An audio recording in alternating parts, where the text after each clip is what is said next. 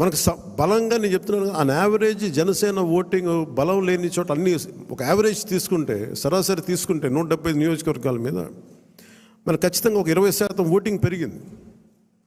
7% నుంచి 20% ఓటింగ్ పెరిగింది. కానీ మనం తక్కువ చేయటం వల్ల మనం పదే పదే మన అందరికీ మనం ఎందుకు తక్కువ చేసి ఎందుకు కూటమి రావాలని పదే పదే చెప్పడం వల్ల మీరు సభాపతి కూడా చెప్తా ఉన్నారు, మీరు చూశారు, అయినపాత్రుడు గారు చెప్తా ఉంటే, ఎన్టీ రామారావు గారు పార్టీ పెట్టినప్పుడు ఇంత మెజారిటీలు రాలేదు, అప్పుడు కూడా మాకు 3,000 4,000 వచ్చినాయి.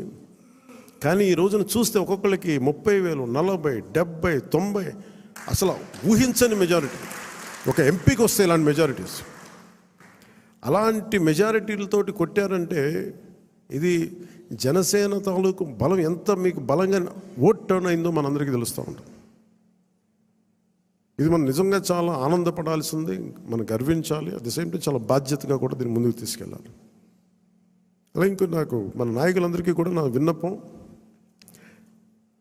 ఎవరిని కూడా వైసీపీ నాయకుల్ని కానీ ప్రత్యర్థి పార్టీకి సంబంధించిన ఎవరు కానీ వాళ్ళు మన శత్రువులు కాదు, వాళ్ళు ఇంక్లూడింగ్ వైసీపీ కూడా మనకు శత్రువులు కాదు, మన ప్రత్యర్థులే.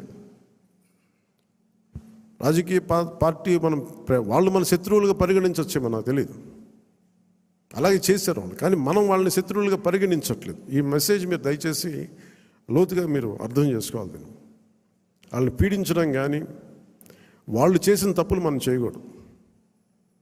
అలా అని చెప్పి మనం ఏం చేతులు కట్టుకుని ఏం లేవు. వాళ్ళు చేసిన తప్పులు ఉంటే చట్టం ప్రకారం మన పివి నరసింహారావు గారు ఉటంకించినట్టుగా మన పిఠాపురం సభలో కూడా చెప్పాను, చట్టం ఏ పనులు చేయాలో ఆ పనులు చేసుకెళ్ళిపోతూ ఉంటుంది. కానీ కక్ష సాధింపుగా కూర్చోబెట్టి వాళ్ళని వేధించడం కానీ, సామాజిక మాధ్యమాల్లో నిందించడం కానీ, అలాగే ఎవరిని కూడా వ్యక్తిగత దూషణకి దూరంగా ఉండమని నేను అందరినీ కోరుకుంటా ఉన్నాను.